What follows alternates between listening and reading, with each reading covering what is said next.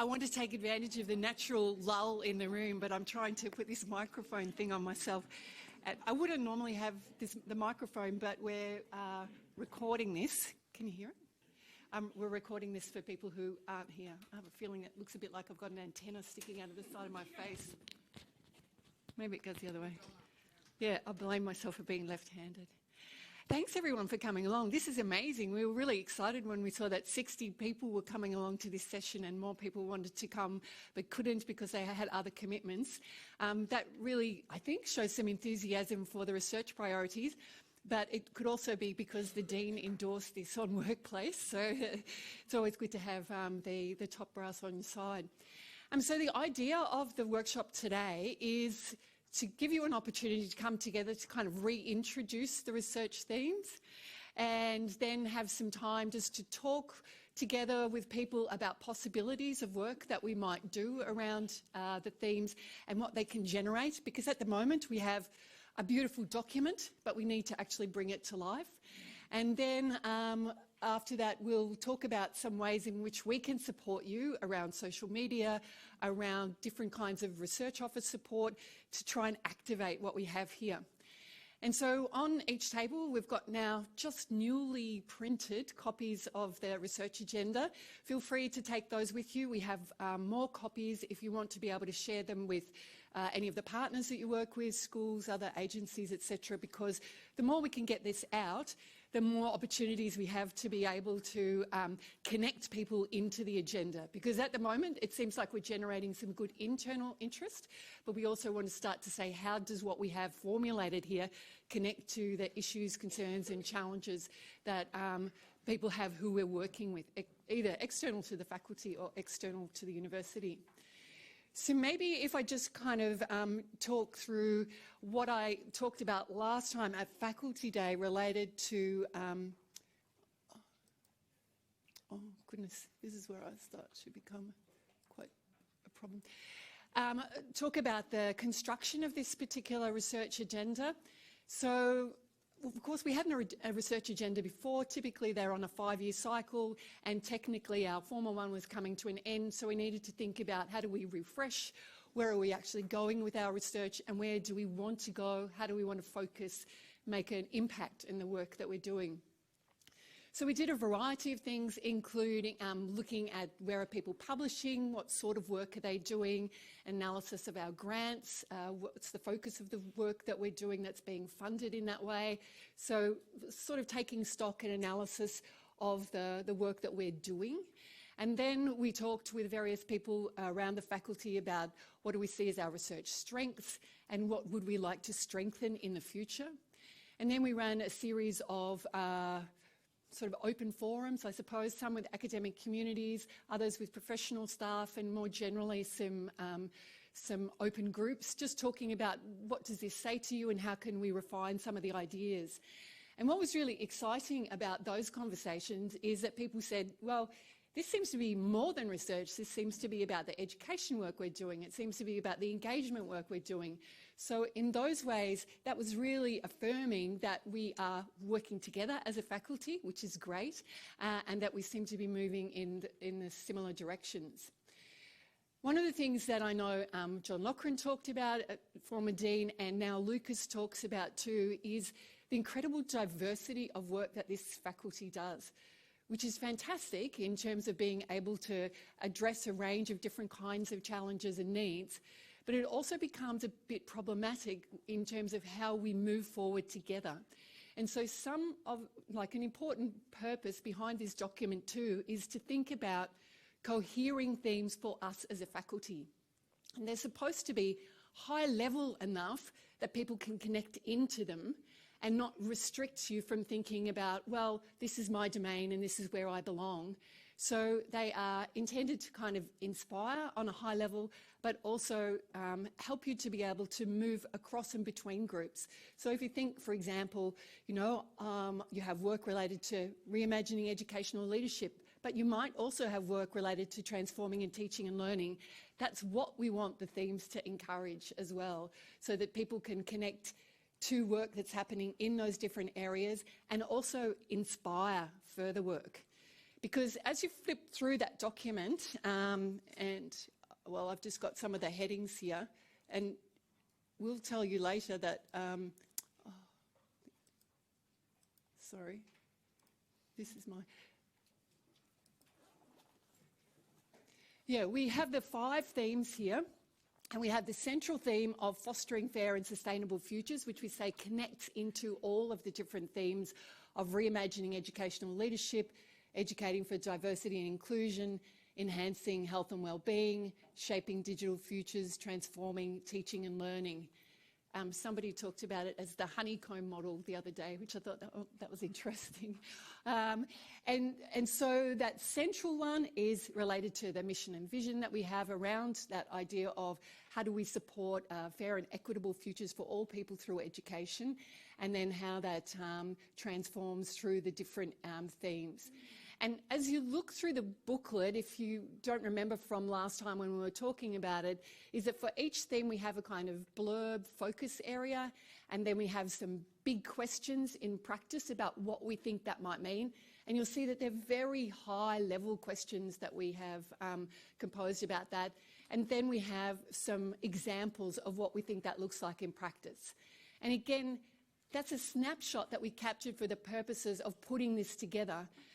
But it's our job now to activate the whole thing. How do we bring it to life? How do we actually make the priorities priorities? How do we drive them further with the work that we're doing? So that's really an important purpose of what we can do today and what comes from today, and how we use the document. So I'm just going to flip forward. Yes. Oh, thanks. But then we have to make it work. Thanks. So here's those different themes, and we have lost contact. See, I'll never get a job as a singer with the Madonna's band, not the least of which my voice isn't very good either. So we have PowerPoint slides that we will share with you, also that you can use for your own presentations, using this wherever you happen to be doing work. And thank you so much, Sarika, that's great. So that's just going through those different areas.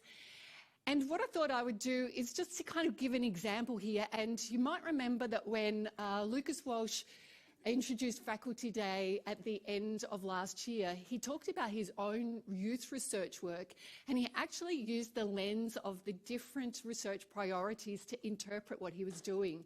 So I thought I'd try another example from work that I've just published with a colleague at RMIT, Grant Cooper, and we were looking at demographic predictors of kids' participation in senior science subjects, so the post-16 choices about chemistry, biology, physics, etc. And so we had a large study where we were looking at what kind of demographic factors seem to influence their choices. And we looked at SES, indigeneity and gender. And one of the outcomes of this study was related to SES and being a big barrier to participation in science subjects for each of the different science areas. So typically I look at that through my science education lens and my teaching and learning lens. But if I start to open that up in terms of the other themes that we have here, well, yes, it's what do we do in terms of teaching and learning? I'll just hold it now. What do we do in terms of teaching and learning in order to be able to support more kids to participate in these subjects? But then I can also think about it in terms of diversity inclusion. What are the sorts of ways in which we encourage the inclusion of particular groups of kids, or how can it be more fair and equitable across a system to encourage more people to participate? I can think about it in terms of educational leadership. What do schools do and what do leaders do in order to be able to support more young people to engage in these particular studies? And I can think about it in terms of health and well-being. And I'm harking back to work of Andrea Rupert around kids who say they just don't want to come into school because things are so bad for them that the trauma is exacerbated by coming into school. So what are the ways in which we support young people's mental health and well-being that allows them to come in and participate, and what sort of relationships can be developed with kids in order to have more productive experiences of school, and how does that lead them into making good choices for their own careers in the future? So it was my attempt to kind of read through the lenses of this and say, yeah, I could see myself in these different areas. And I'm sure digital futures would be something that I could do too, but I just haven't done it here. And then, because one of the things that we want you to do today is think about bigger questions that cohere your work. So one question I was thinking about was, how can the needs of disadvantaged young people be better met for full and equitable participation in society? And maybe there's something around here that brings together more people than just my science ed group to start thinking about addressing bigger challenges and questions. And again, that's a motivating idea behind this research agenda, is to mobilise ourselves around larger questions that we can ask and maybe bigger scale projects that we can go for, and the sorts of things that we might be able to do when there are more people working together. And for those of you who went on Faculty Day last year to Dina and Rosie's presentation, they did a fantastic session on interdisciplinarity. And again, this is what is being encouraged from us, both within university and within the funding environment, about bringing together people. All of the major philanthropic funders are talking about a transdisciplinary approach, bringing together people from different domains. And there's some examples. They all want to invest in big missions, major questions which impact on society. So Rosie and Dina asked, how do we support this kind of work? And I think that's what we need to be asking ourselves today as we start to have some conversations around these themes. So having said that, on each table, think of each table that people are sitting on, we have one of the themes on the poster paper. So you can see the theme that's there. And is there any table who's sitting where there is no? Okay, all right.